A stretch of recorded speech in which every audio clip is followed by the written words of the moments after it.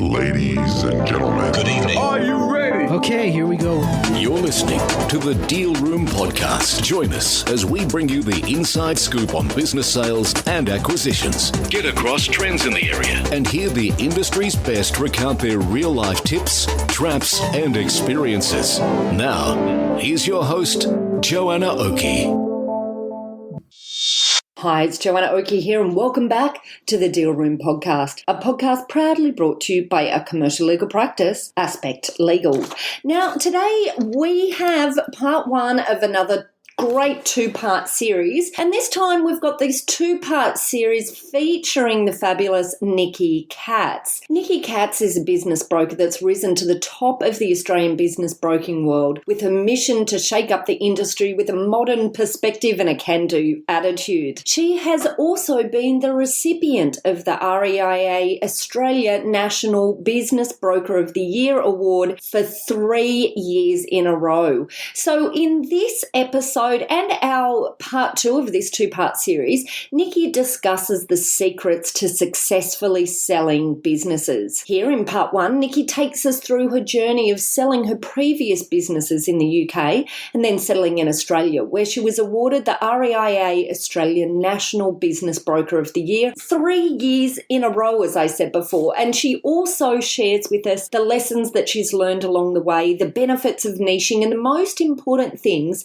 to take note of when selling a business. So without further ado, here we go with part one of our two-part series with Nikki Katz. Nikki, I am so excited to have you on the show. Thanks for joining us at the Deal Room Podcast today. Thank you so much for inviting me. This is an absolute honour. Thank you, Joanna. Well, I am excited because when you and I start talking, my goodness, it just doesn't stop. Well, you're talking to Scottish women, so we talk to keep warm. So we just keep going and keep going. I love that, Nikki. I love it. And I love your energy. I love your enthusiasm. And so I guess there's it probably isn't a massive surprise why, you found the success that you have in business broking. But I really, I want to talk about that success, and I want to talk about awards and what all of that means as we move into the show. But maybe can we just kick it off perhaps by you giving us, a bit of a background to Nikki Katz. Who are you? Where have you come from? And how did you land in this world of business? Oh, yeah. Well, yes, I arrived in Australia 9 years ago. I moved here with my family from Scotland, and I was chasing your home and away lifestyle. So we watched Home and Away on TV, and I had imagined that our lifestyle here was running down a beach and we're all bronzed and beautiful, and that was the Australian life. And you just don't get sun in Scotland. So I decided that was a good move for me. And then, moving here, I had to learn the landscape. I've owned my own businesses in Scotland, and several of them. I've packaged them up to sell them through a broker. And so when I came here and arrived in Australia, I had to learn the landscape. I had to learn what the Australian economy was doing, what the business landscape was doing, and just look for opportunities. So it's been a crazy 9 years. It's been fantastic. Oh, I love it. Okay. All right. So just picking up on a couple of things that you talked about there. So firstly, you talked about having grown and sold businesses. What were those businesses? Can you tell us a little bit about that story? Yeah. Look, I was a little bit arrogant. I started off as one of those kids that knew everything, and I started my career really early. So at 17, I started a little business. I had the crazy idea I was going to have my own business. I wasn't going off to university because I was smarty pants. I knew everything. As you do when you're 17, you think you know it all. But I did start a small supply business going into elderly care homes. And what I did with that was elderly people who couldn't get out to shop, I took shops to them. So basically, captive audience, you would say, they're all sitting there.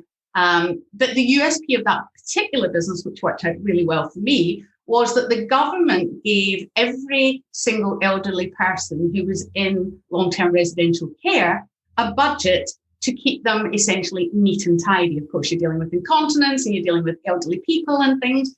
And so each nursing home would have a budget that they had to spend. And if they didn't spend it, they lost it. So the idea was they all clicked on to the idea, well, spend more than we need, and then we'll deliver. So I used to get these crazy calls to say, Nikki, we need you. Can you bring in your clothing? We've got $10,000 to spend and we need to get rid of it by whatever date. And I'd say, oh, okay, I can do that. So that was how that started. And it just grew arms and legs. Over time, the matrons or the staff of the care homes would get to know me. And then I became that, you build up that rapport. And then they would say to me, can you get me this? Can you get me that? So by the time I had the business for 16 years, by the time I finished, I had vans all over the UK, and I was supplying all sorts of care, disability aids, everything. So I was just that type, Nikki, can you get me? And I'd say, yeah, give me a week. I'll get you a price and we'll get that ordered for you. And then I would go out and research and source that. So it just became that real driver. And that was a fabulous business. So healthcare started off as clothing at 17 and then manifested into every supply that you could do for any of the care homes. So that was my first business. I love it. And you then sold that business, is that right? I decided after 16 years, 17 years, I was getting married, I was starting a family, and I just decided that I'd taken it as far as I could personally take it. So I packaged it up, got it ready for sale, sold it, had a couple of years off, had my babies and everything, and really enjoyed that. And that was a good business. I mean, to be honest, I remember thinking at the time of selling it, my God, I'm cutting off the head of the golden goose, because it was a fabulous business.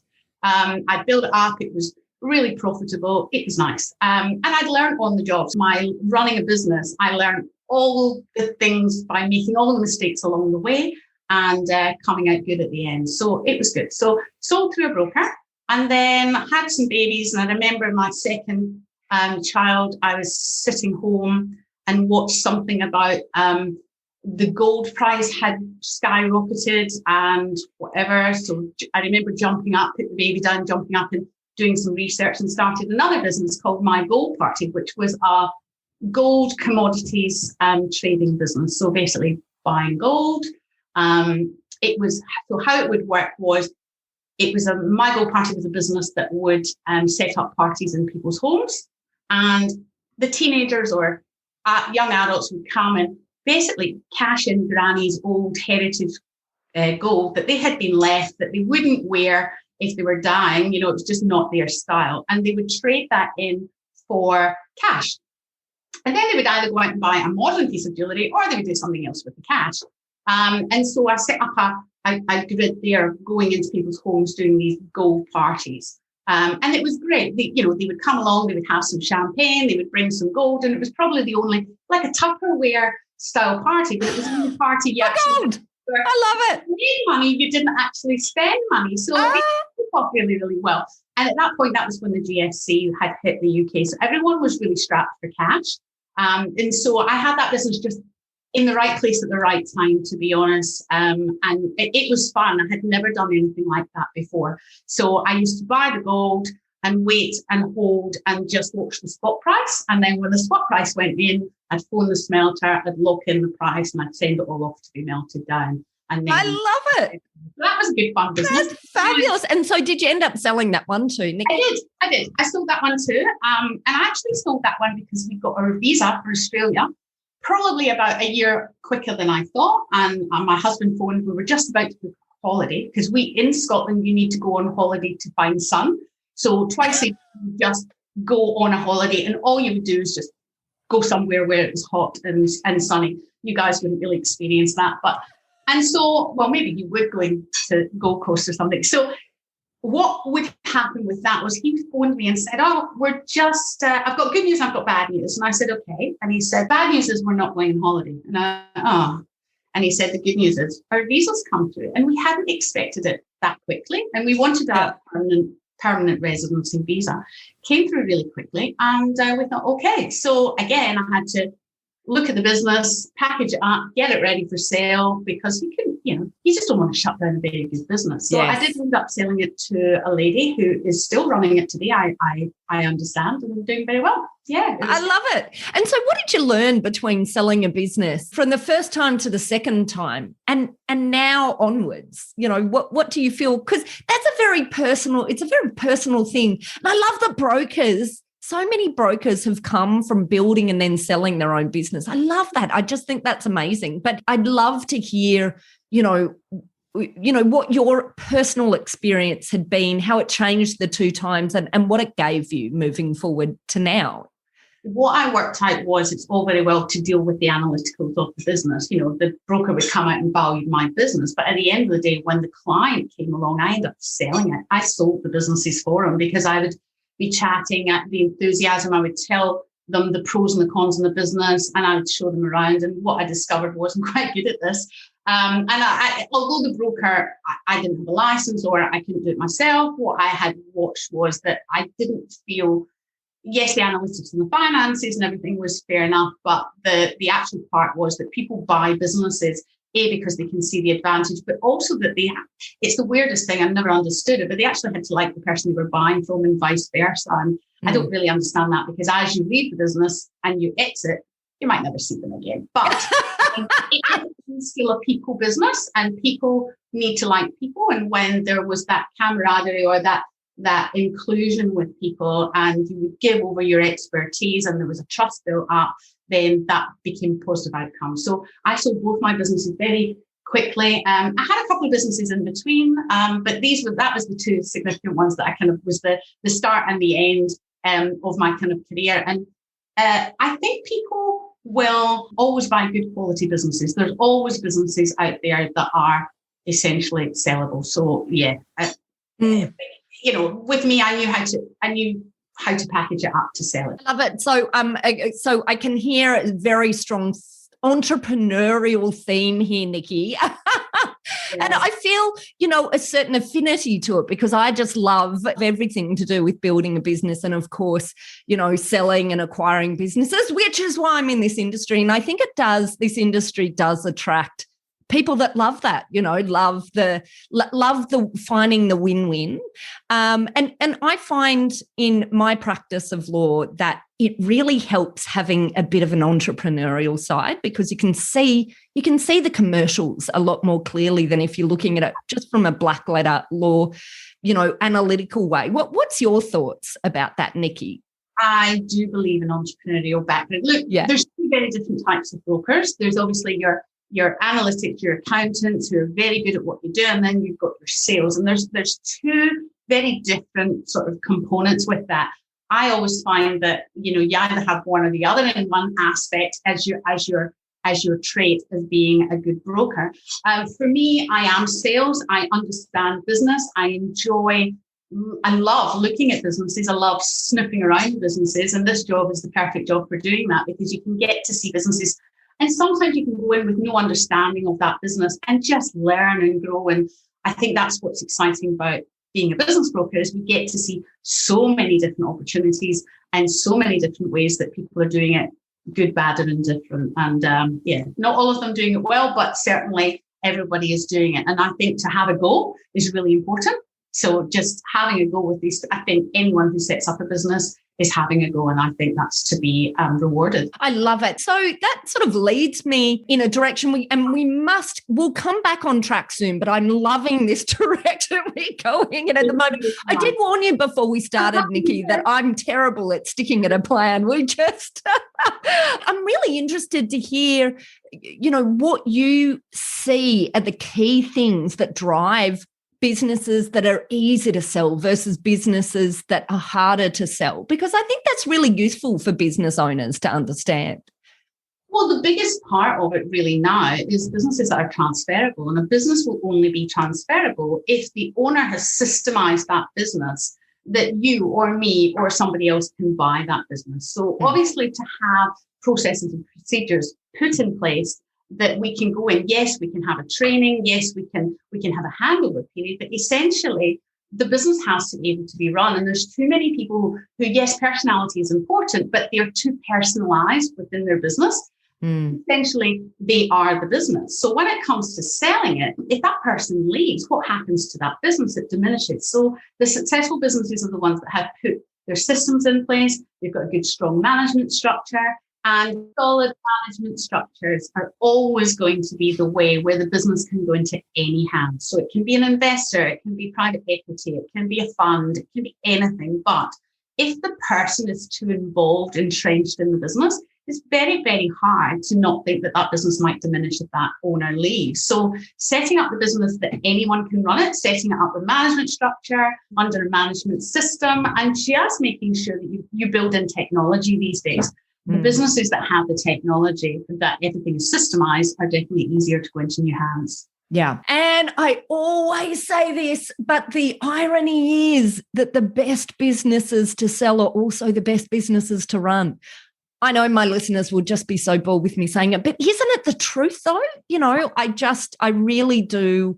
I do find that. So we've talked about some of the key things, I guess, for businesses to think about to make themselves valuable at sale. Maybe if we can go back to the point that you have found out that you can come to Australia, you've sold your business. So what happened when you got here in Australia, and how is it that you ended up in the world of business broking? Well, okay, so it is a funny story. I arrived in Australia, decided that I would just, instead of jumping into something, I would just watch the landscape and learn how you did things. I mean, even plastic money and the economy and everything else was very different here. Really? The UK was in GFC. It was, everybody was struggling. It was just a very poor economy at the time. And over here, I remember coming over here and having the best laugh because students were telling me that, things are tight and we're feeling the GFC and we're doing whatever. And yet everyone was still going to like the top restaurants for like 3-course business lunches, and that had nothing like that was happening in the UK. Everything was very dumbed down.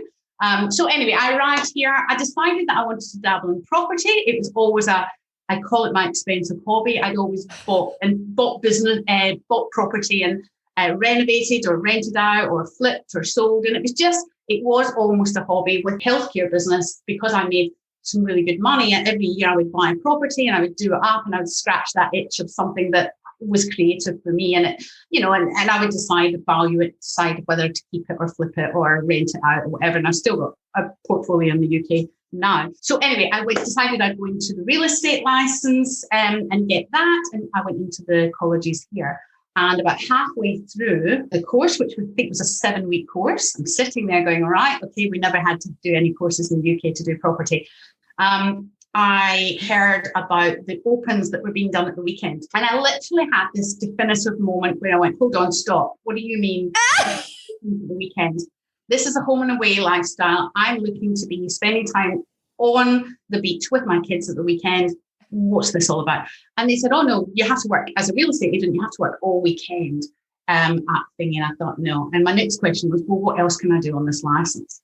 Well, you can do commercial or you can do business sales. And I thought, great, I'll do business sales. I get that. I just sold a business. I've just sold a couple of businesses. I know what they do. I will go into that. So I went to a few brokerage firms here in Adelaide, and they were not keen to take on an inexperienced female business broker.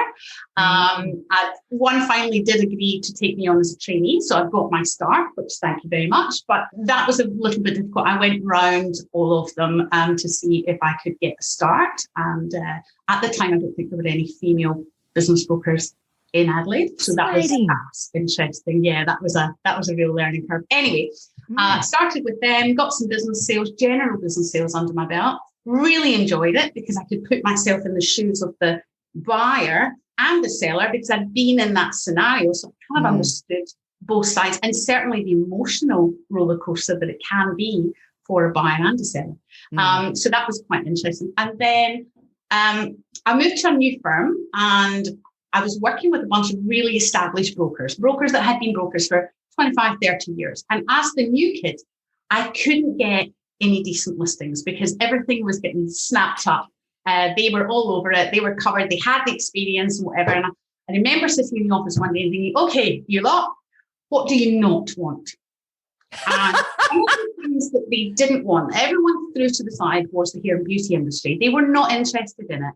And I thought, okay, let's play to my strengths. I'm the only female business broker. My mum actually was a hairdresser who had about 3 and 4 hair salons. So I understood that business from growing up in my younger years. And I decided I'll take it on and I'll own it. And that was really what I set out to do. So that was the strategy with salons. I'll take something that nobody wants and I'll make sun out of it. I'll make a good situation out of it. So that was it. I worked hard. I invested heavily. I pushed. I saw the gap in the market and I maneuvered around that. And basically, I just threw everything at it. And eventually that started to take some legs, and people would start to find me and come to me and say, oh, you must be the girl that I need to speak to because you've got all of these listings. And every time I see you, your name comes up. And it started to evolve. It took a while, but it did start to evolve, and all the hard work paid off.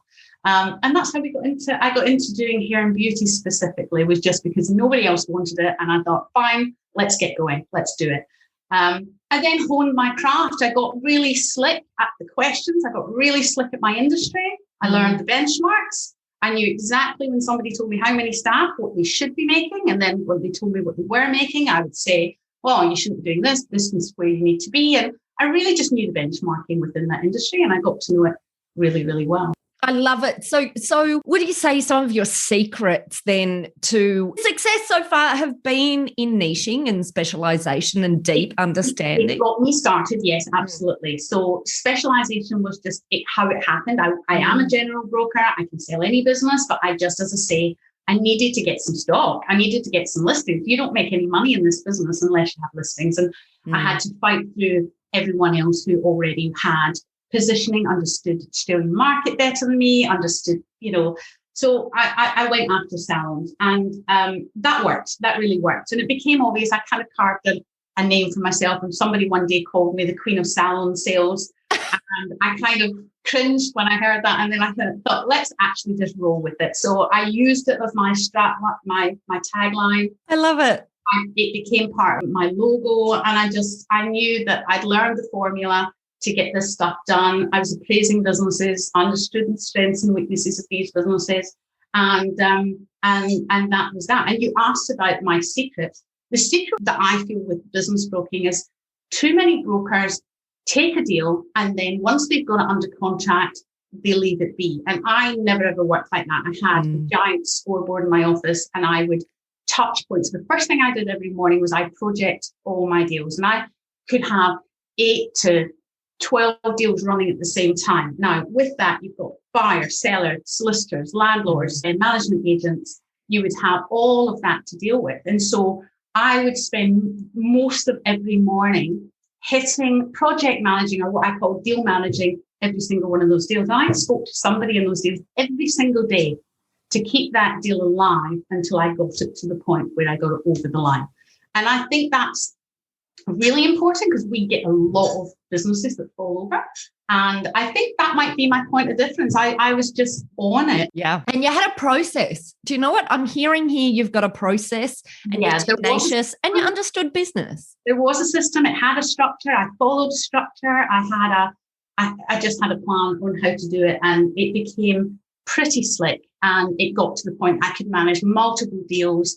At some point, I did have the steam coming out my ears, but there was definitely this one that we would have. Every single deal would have an issue at some point. They would fall apart. I'd put it back together again. But certainly, I knew what the issues were going to be before they actually manifested to being an issue. Yeah. So that way, I was always one step ahead of the deals, of knowing this is a problem and this is going to come up. How do I jump in now and fix that? So I think that might be the only thing that I can say that was particularly a secret. Yeah, well, and tenacity. I can hear a lot of that, Nikki. I can hear a lot of tenacity. Well, there's hard work to get a deal done in the first place and get it under contract, but there was no way I was letting that go. So, yes. Yeah. I mean, that's the thing. That's the tough thing. But I guess also, that's the benefit for the end customer, which is your sellers, right? That you're, generally speaking, for brokers, you get most of your remuneration at the end when the deal's done. But then that makes you, the one of the people over and above the seller themselves most invested in getting it across the line, which I think can be a great thing. Yes, that's the investment in it. You don't get paid until the thing settled, complete, and the solicitor calls you and says, that's it done. And until that moment, it's not done. You're still working right up. And I have pulled deals out of the bag. Like, I cannot tell you scenarios that I have, the sweat is on at the last minute and there's an issue and you've just got to jump in and fix it. And I actually quite like that adrenaline run I get on that. That's kind of, for me, the game.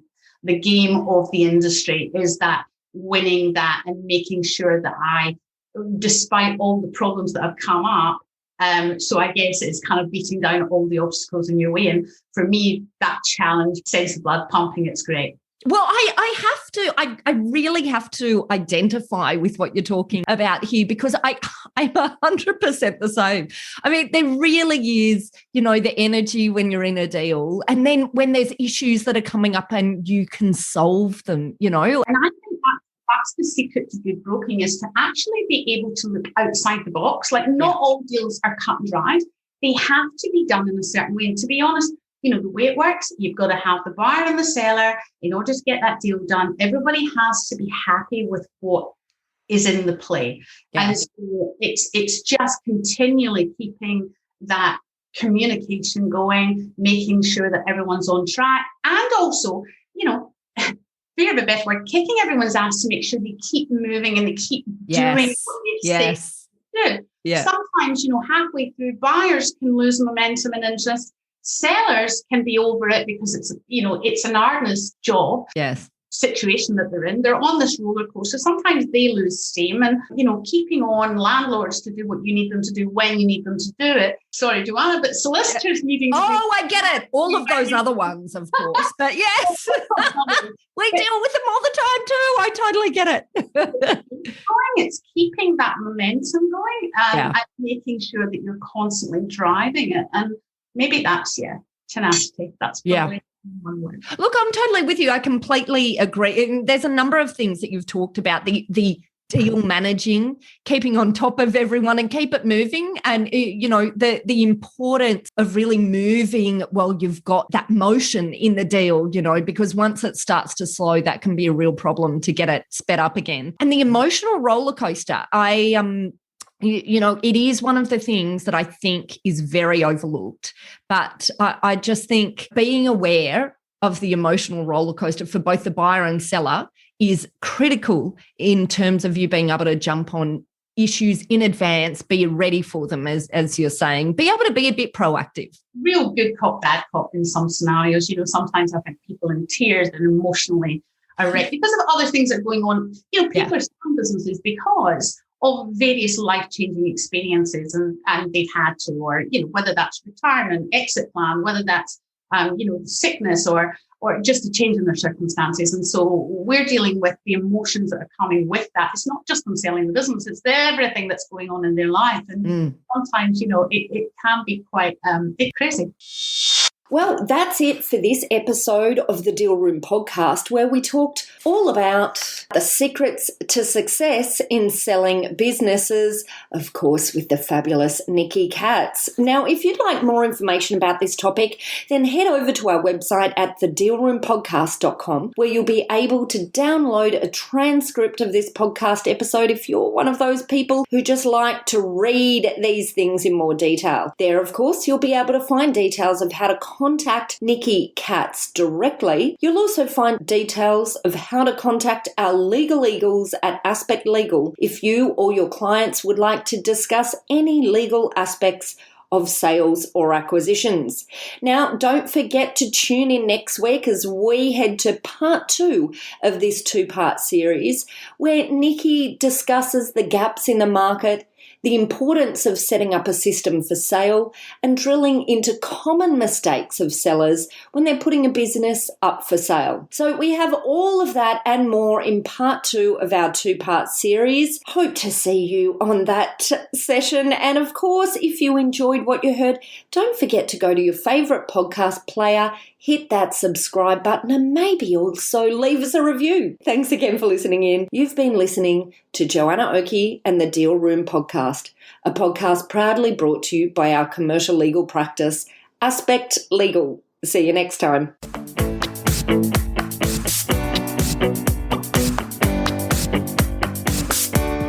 Aspect Legal has a number of great services that help businesses prepare for a sale or acquisition, to help them prepare in advance and to get transaction ready. We've also got a range of services to help guide businesses through the sale and acquisitions process. We work with clients both big and small and have different types of services depending on size and complexity. We provide a free consultation to discuss your proposed sale or acquisition. So see our show notes on how to book a time to speak with us, or head over to our website at aspectlegal.com.au. Ladies and gentlemen. That will conclude this evening's entertainment. Thanks for listening to the Deal Room Podcast. To find out more about this episode and other episodes in the series, check out the show notes or head over to our website at thedealroompodcast.com.au.